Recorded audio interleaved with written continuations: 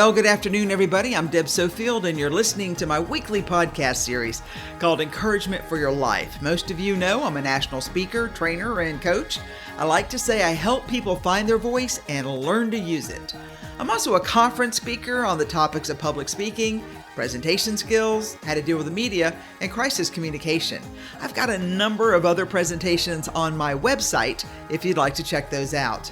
If your organization has an upcoming conference and you need a keynote speaker, I hope you'll reach out at debsofield.com. I would love to be a part. I've got a number of great books on the market. My best-selling book, Speak Without Fear. My book, Perfecting Your Platform. Both of those are on Amazon and Audible if you like to listen to books. And my series, Encouragement for Your Life, which is a compilation of these podcasts, they're available on Amazon, volumes 1 through 3. Just go into Amazon, type in my name, Deb Sofield, all my books will appear. Well, I know I said I would find happier messages, and this is sort of a happy message, but the bigger idea is important, and I'm calling it, friend, are you fading to black? I'm Deb Sofield. Thanks for joining me. Stay tuned. I'll be right back after the break. You know, there's a pattern that I see happening frequently these days, and it's people who start out strong, but somehow fall off track and don't seem to know how to regain their momentum. Their failure stems from a misunderstanding regarding one of the hardest questions they neglected to ask while riding high in the spotlight, and that's this: friend, what will you do next? To answer the question, here's Deb's advice. It's simple, yet probably one of the hardest things most of you will ever do. My suggestion is you need to learn to move. Yeah, you truly need to learn to move emotionally, physically, and mentally. Friend, you've got to take action now, because if you remain inactive, you'll atrophy. I like the definition of move.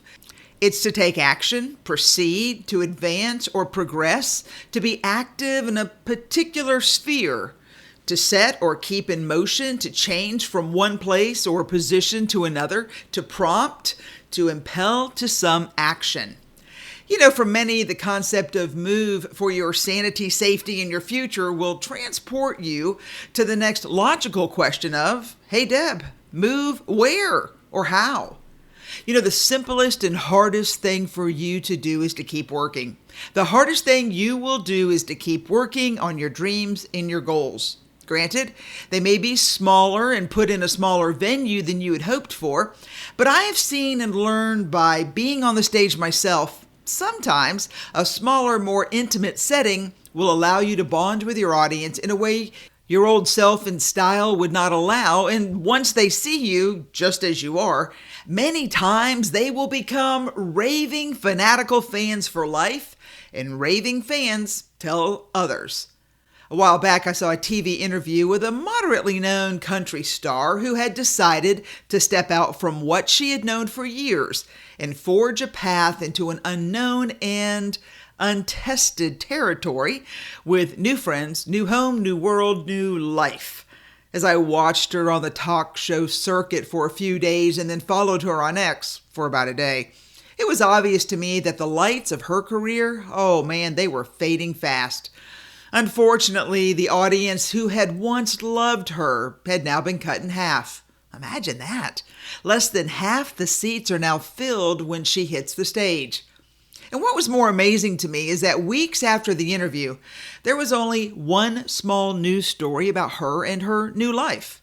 Talk about lights fading to black.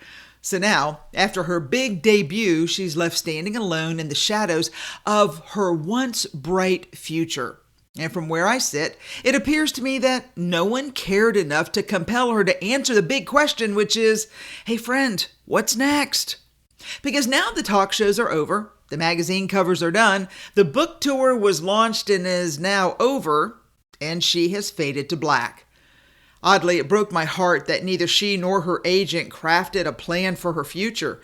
And because I see this cycle happen so often, I bet it won't be too long before she will soon stifle back tears on the next interview, if there is one. Because without the white-hot spotlight, it is cold and the loneliness will be more than she ever bargained for. and harder than she ever imagined. And here's what the most amazing part. It could have been avoided had she put a workable plan in place. If asked, my advice to her would have been, hey friend, have you thought about what's next? Because once you wrap your head around the understanding that it will not be like it was, and that's okay, as long as you're making some movement in the right direction, you'll come to understand, although different, it is still very much the same. Now, please don't misunderstand me. It will take a while for the old audience who really did love you to find you. And they will. And they'll bring new ones to find you along the way. And they too will become your raving fans. One thing I can tell you from experience is this. From the stage, I routinely see a more loyal audience the second time around. So I have to ask, have you thought about it? In this economy and in these hard times, have you, dear listener, thought about what will you do next? Now, I don't mean to be unkind, but I doubt you have, and that's okay as long as you take a few minutes now to reflect on the phrase and then answer it for your amazing future. As an executive speech and presentations coach, I prepare people for their big day, their big speech, their big debut as they step into the light. But I would be remiss as their friend and coach if I didn't look out across the landscape of their life and yell into the vastness of what could be the hardest question I know to ask, which is, friend, what will you do next? When the lights have faded and your audience has moved on to the next breakout session or keynote or workshop or TED Talk, you will be alone as you leave the venue, packing your suitcase and heading to the airport. You know, this question is constantly in my head because I see the broken, tearful, washed up results all the time. And honestly, as a coach, it breaks my heart with clients in business, on stage, and on television. You know, most people never think about next because they're so busy in the now. So friend, just remember, the cameras will leave, the magazines will move on to the next pretty face, and the crowd that once clamored for you will shuffle away looking for the next big thing. I see it all the time. Now, please don't misunderstand me. I do not hope for failure in any way for those who find themselves on the outside looking in of what used to be their amazing life. My hope for the moderately known country star and others is that they find their footing to change the world as they see fit. And as your coach, the survival tip is simple. Just like the life raft that you will carry should you need it to come to safety when the ship sinks, you've got to remember to pack it. And that takes advanced planning and the strength to move. So like you, I appreciate the now. But to protect your future, please tell me as your friend and coach that you have a plan for what's next. I know, another tough love lesson. But what's interesting is that I saw this happen and I just knew with her new life that her old life was going to reject her and it was going to be hard. And sure enough, it did. And, wish her well, but it was fascinating to watch on a national stage. Now, here's my point. Friend, I want you to have an amazing life.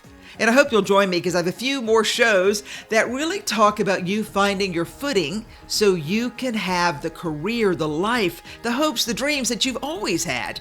And my job is to help you make them come to fruition. And remember, Deb doesn't care what the world says about you. I want you to know I care about you, and I care about you because I believe you can do big things. And friend, if you're not careful, you will fade to black unless you put a plan in place. And here's my promise. I will walk alongside you as we follow your dream together. All right, take care, everybody. Join me next week for another great show. Have a great weekend.